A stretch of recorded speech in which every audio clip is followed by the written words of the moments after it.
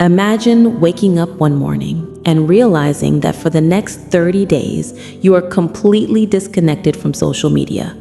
No Instagram stories, no TikTok scrolling, no late night YouTube rabbit holes, no notifications buzzing in your pocket like tiny electric shocks. Just you, your thoughts, and the real world. Day one begins like a strange dream. Your hand instinctively reaches for your phone the moment you wake up, but there's nothing to check, nothing to refresh. You stare at the blank screen for a second, feeling an odd mixture of freedom and discomfort. It's like your brain is expecting a dopamine shot that never arrives. And that's where this journey begins. For the first few minutes of the morning, you don't know what to do with yourself. Usually, you would have spent 10 to 15 minutes scrolling through random posts, watching reels that vanish from memory as quickly as you swipe them. But now there's a quietness to the morning that you haven't heard in years. The silence feels heavy. Your mind feels restless, almost itchy. What you don't realize yet is that this restlessness is the withdrawal symptom of an addiction nearly all of us share. Your brain has been trained to crave constant stimulation. Without it, the world feels slower. But slowly, something else begins to surface: awareness. By the end of the first hour of your day, you notice things you usually ignore: the sound of birds outside, the faint hum of traffic, the smell of morning tea, your breathing, your own thoughts. It feels slightly uncomfortable because the mind is not used to being alone with itself. You are not used to your own silence. But that silence is exactly what starts to change everything. As the first day progresses, you begin to notice how often your hand reaches for your phone without thinking. Waiting in line, you reach for the phone. Sitting on the toilet, reach for the phone. Eating lunch, reach for the phone. Even when watching something on TV, you want another screen to scroll on. It's almost automatic, like a reflex you never questioned. And now, without social media, that reflex becomes painfully obvious. You begin to see how deeply connected you have been to a world that exists inside a small, glowing screen. By evening, you feel a strange kind of boredom, real boredom, the kind that people used to feel 20 years ago. It's unfamiliar, but refreshing. Your mind tries to fill the empty space with something real, maybe a walk, maybe a conversation, maybe just sitting and letting your thoughts wander. And this is the first tiny victory of the experiment. Your brain begins to rewire itself. On day two, you wake up with the same old urge to check your phone, but the urge has weakened by a fraction. Instead of grabbing the device immediately, you sit up in your bed and stretch. You realize that you slept slightly better than usual. Without late night scrolling, your mind got more rest. Your dreams weren't filled with random snippets of content. You feel a little lighter. As you move through the day, you start to notice how much time you suddenly have. You finish breakfast without rushing. You spend a few extra minutes talking with someone at home. You realize you can complete your tasks faster because your attention isn't constantly broken every few minutes. Productivity begins to rise, not dramatically, but noticeably. You start to feel a sense of control returning to your life, control you didn't even realize you had lost. By day three, something interesting happens. You begin to feel the mental fog clearing. Usually, after scrolling through hundreds of posts, your mind becomes cluttered with useless information. But now, without that constant stream, your thoughts become sharper. You start making decisions faster. You worry less about what others are doing, what they're wearing, where they're traveling, or what exciting achievements they're posting. You begin to care a little less about comparison, and with that, your confidence quietly rises. On day 4 and 5, you notice a shift in your emotions. You feel less anxious. Without the constant bombardment of curated perfect lives, your brain doesn't feel the pressure to match an unrealistic standard. There's no FOMO, no fear of missing out, because you're simply not aware of what anyone else is doing. For the first time in a long time, you start paying attention to your own life instead of everyone else's highlight reel. As the first week ends, something unexpected happens. You begin to enjoy your own company. The mind that was once restless now starts to feel calm. You pick up old hobbies that you abandoned years ago. Maybe you start reading, maybe you write something down, maybe you explore a new recipe, or go for longer walks. Without social media taking up space, your creativity begins to resurface, a creativity that was always there, waiting for silence to grow.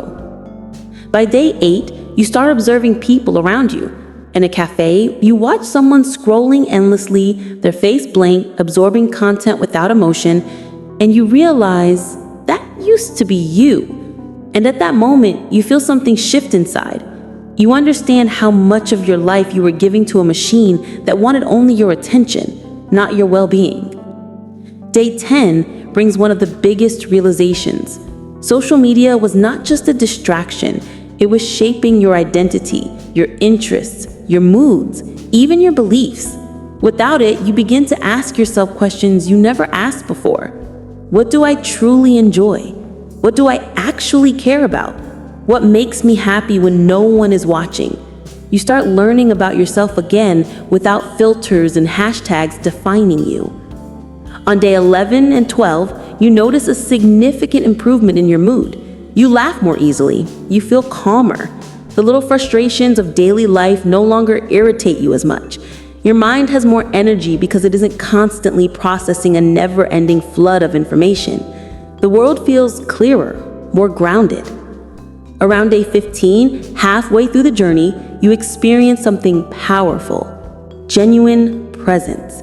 When you talk to someone, you look at them, really look at them. Conversations feel deeper because you are fully there, not half distracted by a buzzing notification. Food tastes better because you're not eating while watching reel after reel. When you go outside, you actually notice the sky, the trees, the people, the sounds. The world becomes richer, fuller, more alive. At the same time, an interesting side effect emerges. Your memory improves. Without constant scrolling, your attention span expands. You remember small details from conversations. You remember things you wanted to do. Your brain feels like it has more capacity. It feels lighter, clearer, more focused. By day 18, social media almost feels like a distant world. You no longer crave it like before. The withdrawal is gone. The habit loop has broken. Your mind has adapted to a more natural rhythm. And in that rhythm, you find peace, real peace. Not the temporary artificial happiness that comes from likes or comments, but a quiet, steady sense of well-being. On day 20, something profound happens. You begin to question the role of technology in your life. You realize how much of your self-worth used to depend on digital validation. You realize how much time you lost to meaningless scrolling. You understand how social media and its design feeds on loneliness and insecurity. And now that you're outside of that world, you see it with new eyes. You see it for what it truly is, an addiction engineered to keep you hooked. On day 22, a new wave of clarity brings. You feel more productive, more organized. You wake up early naturally. You sleep better. Your days feel longer because they are not chopped into tiny pieces by notifications. You feel more connected to real people, real experiences. You begin to feel gratitude for things you never appreciated before. The sun on your face, a quiet moment, a real conversation, a genuine smile.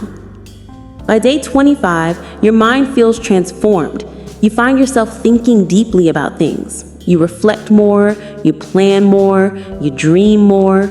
Creativity flows. Ideas come naturally. The mental noise that once clouded your thoughts has disappeared. And in that silence, you rediscover who you are. As day 28 approaches, you start to realize how much you've grown. You feel mentally stronger, emotionally balanced, spiritually grounded. You no longer reach for your phone as a reflex. You enjoy doing nothing because it's no longer uncomfortable. Your mind has learned to be still. Finally, the 30th day arrives. The challenge is technically over. You are free to return to social media. You hold your phone, open the app for the first time in a month, but something feels different. The bright images, the endless videos, the constant noise, it feels overwhelming. You scroll for a few seconds, but it feels strange, almost unnatural. You realize you don't want to go back to the old habit. Not fully, not blindly, because now you know what life feels like without it. You know what real peace feels like, what real productivity feels like, what real presence feels like, what real happiness feels like. And with that realization, you decide not to quit social media forever, but to control it instead of letting it control you. You use it with intention, not addiction. You choose when to connect, when to disconnect, and when to be fully present in your real life. In the end, 30 days without social media doesn't just change how you use your phone. It changes how you live your entire life.